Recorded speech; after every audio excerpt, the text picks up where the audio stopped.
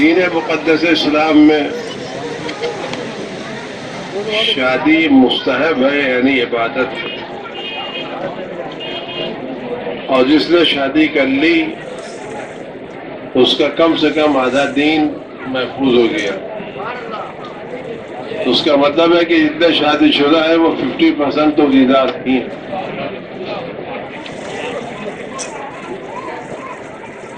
بقیہ آدھے دین کے لیے 50% کو محنت کرنا چاہیے، لیکن یہ شادی جسموں کا ملاپ نہیں ہے، شادی روحوں کا ملاپ، دلوں کا ملاپ ہے۔ اور ان شادیوں میں جو چیزیں ضروری ہوتی ہیں وہ ایک دوسرے کے ساتھ رازداری اور ایک دوسرے سے محبت کرنا اور ایک دوسرے کی قدر کرنا۔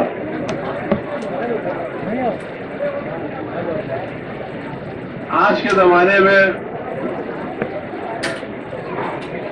جو چیزیں بہت زیادہ نقصان دہ شادی کے تعلق سے اور ان کو نئے جوڑے کو خاص طور سے خیال رکھنا چاہیے وہ موبائل ہے۔ یہ موبائل رشتے کو بہت زیادہ مضبوط ہونے نہیں دیتا۔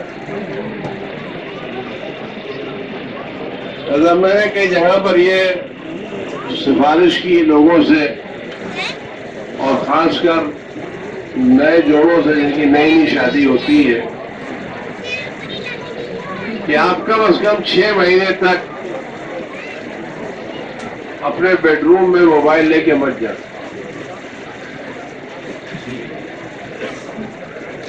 اس کی ایک صاف سیدھی وجہ یہ ہے، اگر آپ کوئی عمارت بنائیں اور بہترین سیمنٹ ڈالیں اور بہترین لوہے کا استعمال کریں، لیکن اس پر متعدد دنوں تک 20-25 دنوں تک پانی نہ ڈالیں تو وہ ستون چٹک جاتا ہے۔ جو چیز اس کو چٹکنے سے محفوظ رکھتی ہے وہ اس کا مسلسل پانی ڈالنا ہے۔ جب 15-20 دن کیورنگ ہو جاتی ہے تو بڑی بڑی آندھیاں اس کو نہیں مٹا سکتی۔ تو شادی ایک بندھن ہے، اس کو مضبوط کرنے کے لیے آپ کو ایک دوسرے سے بات کرنا ہے، لیکن جس وقت آپ موبائل لے کر کے اپنے بیڈ روم میں جائیں گے تو نہ آپ کو اپنے شریک سے بات کرنے کا موقع ملے گا، نہ آپ کے شریک کو آپ سے بات کرنے کا موقع ملے گا۔ یہ چیزیں تعلقات کو خراب کرتی ہیں، کھٹاس پیدا کرتی ہیں،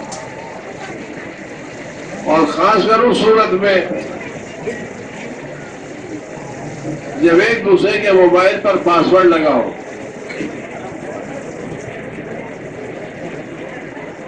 وائف ہسبینڈ ایک دوسرے کے موبائل سے واقف نہیں ہے، انہوں نے اپنے موبائل میں پاسورڈ لگا رکھا ہے، انہوں نے اپنے موبائل میں پاسورڈ لگا رکھا ہے، دونوں ایک دوسرے کے پاسورڈ سے واقف نہیں ہیں، تو اس میں کچھ نہ ہونے کے باوجود بھی ذہن میں شکوک و شبہات آتے ہیں کہ کوئی بات ہے جو اس کی بنا پر ہم کو پاسورڈ نہیں مل رہا ہے۔ یہ بات شک پیدا کرتی ہے اور تعلقات کو خراب کراتی ہے۔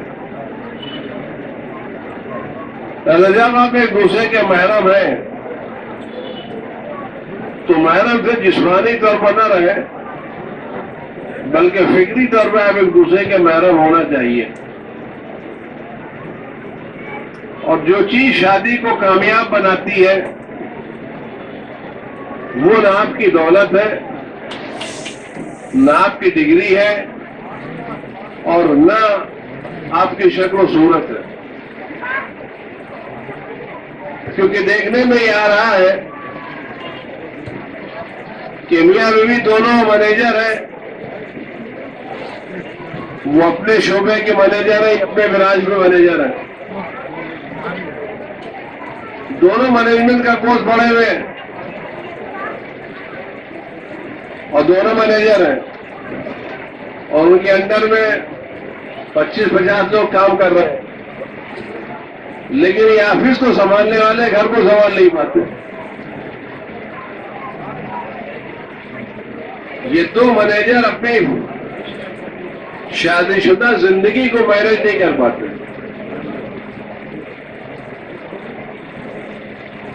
دونوں آج بھائی ہیں، دونوں پڑھے لکھے ہیں اور دونوں اپنی کمپنی اپنے برانچ اچھے طریقے سے چلا رہے ہیں، لیکن ایک دوسرے کو خود مینیج نہیں کر پا رہے ہیں. وجہ کیا کہ شادی سرحدوں کے درمیان ہوئی ہے، انسانوں کے درمیان نہیں ہوئی. شادی سرٹیفکیٹ کے درمیان ہوئی ہے، لڑکا انجینئر ہے، لڑکی MBA ہے. سندیں دیواروں پر ٹانگنے کے لائق ہوتی، دل میں رکھنے کے لائق نہیں ہوتی.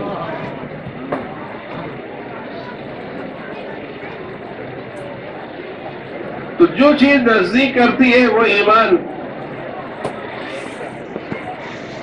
اور آج کے زمانے میں سب سے پہلا کام یہ ہے کہ جب آپ کسی کو لے کے آ رہے ہیں تو آپ اس کو بھروسہ دکھائیں کہ ہم تمہارا ہر طرح سے خیال رکھیں گے. آج کے زمانے میں کبھی تانے دیے جاتے ہیں جہیز نہیں ملا، تم گھر سے خالی ہاتھ آئے، ادھر سے دیا جاتا ہے تم کو ڈال پہ کیا لے کر کے آئے. میں چھوٹا سوال آپ سے کروں، اگر آپ کسی کو اپنے گھر میں مہمان بلائیں کہ آپ ہمارے کے مہمان آئے اور آنے والا مہمان اپنے ساتھ ٹفن لے کر کے آئے،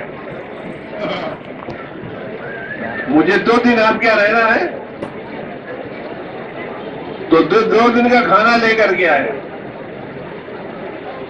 اور آپ کے دسترخوان پر اپنا ٹفن کھولے، ناشتہ کھولے اور کھانا کھائے، آپ کو کیسا لگے گا؟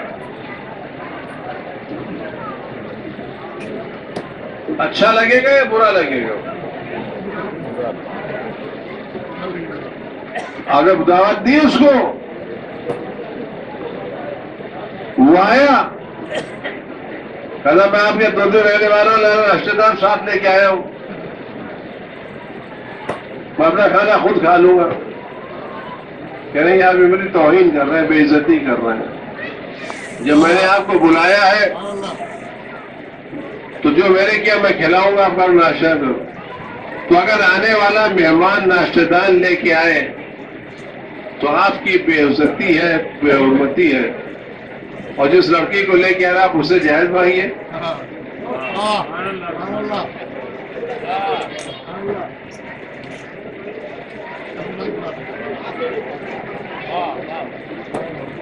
تو کیا یہ شرم کی بات نہیں ہے؟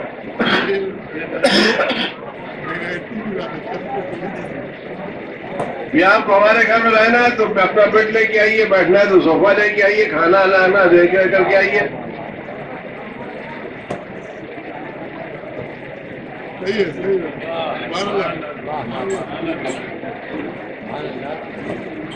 آپ جب مہمان میں کہہ رہے ہیں آپ کو آنا ہے کیسا ہمارے پاس، جو ہمارے پاس ہے، اور اس مہمان کی بھی شرافت ہی ہے کہ جس نے اس کو مہمان بلایا ہے اگر دال روٹی رکھے تو دال روٹی کھا لے.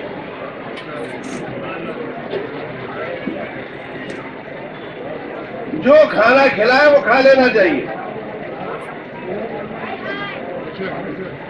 کیونکہ آپ کو مہمان بلایا ہے. تو دونوں طرف سے لڑکے والوں کے احساس ہونا چاہیے ہم کچھ مانگیں گے نہیں، اور لڑکی والوں کے ساتھ ہم کوئی توقع رکھیں گے نہیں.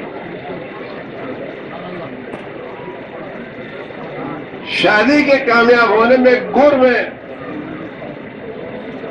یہ بات میں نے کئی جگہ عرض کی ہے اور یہاں بھی عرض کر رہا ہوں.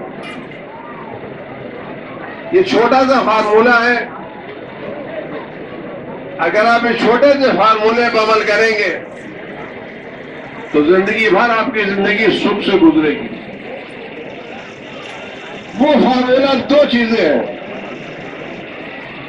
لچک زیادہ، توقعات کم. فلیکسیبلٹی مور، ایکسپیکٹیشن لیس.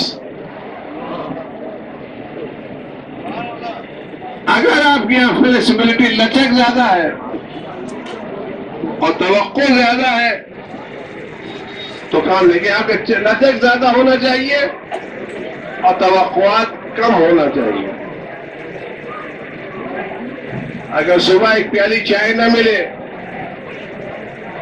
تو ایک پیالی چائے اتنی قیمت نہیں رکھتی کہ آپ اس بار موڈ خراب کر کے رکھیں.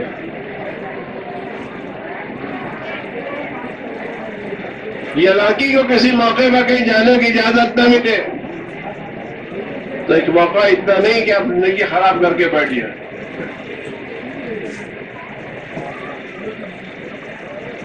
ہمارے کیا جو مسائل ہوتے ہیں یہ چھوٹے چھوٹے مسئلے ہوتے ہیں.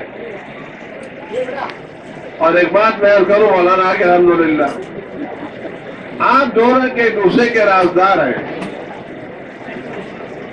اور جتنا آپ رازدار ہیں اتنا کوئی رازدار نہیں ہے. میں سب کے سامنے یہ بات کہنا چاہتا ہوں کہ جب آپ رازدار ہیں تو آپ کے بیڈ روم کی بات آپ کے عزیز ترین کے کانوں تک نہیں پہنچنا چاہیے.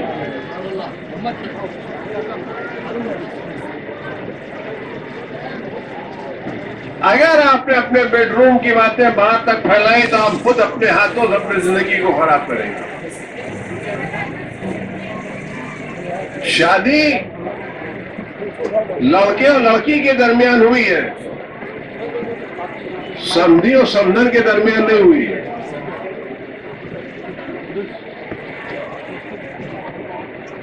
شادی لڑکے اور لڑکے کے درمیان ہوئی ہے،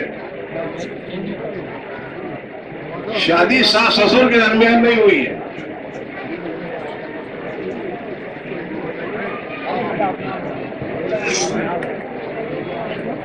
لہذا اس میں اس بات کا خیال ضرور رکھیے گا. اور جس خدا نے دو جملوں سے آپ کو ایک دوسرے کا محرم بنایا ہے اس خدا کا خیال ہمیشہ رکھیے گا کہ کن باتوں سے خدا راضی اور کن باتوں سے خدا راضی نہیں ہے. ایک دوسرے کی اچھائیوں کو بیان کیجیے اور ایک دوسرے کی خامیوں کو نظر انداز کیجیے. اور اگر خدا نہ خواستہ کسی بات میں جھگڑا ہو جائے تو دن بھر وہ خراب مت کر کے مت رکھیے. دن میں کا مطلب فون کر کے حالات کو نارمل کیجیے.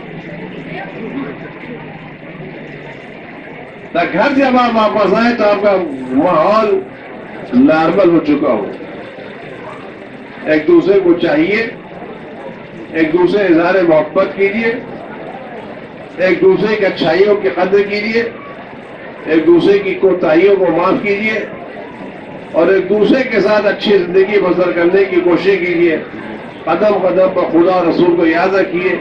کوئی ایسا کام نہ کیجیے جس سے خدا کی کنیز کو یا خدا کے بندے کو تکلیف پہنچے اور خدا کی ناراضگی کا سبب ہو. والسلام علیکم ورحمۃ اللہ وبرکاتہ.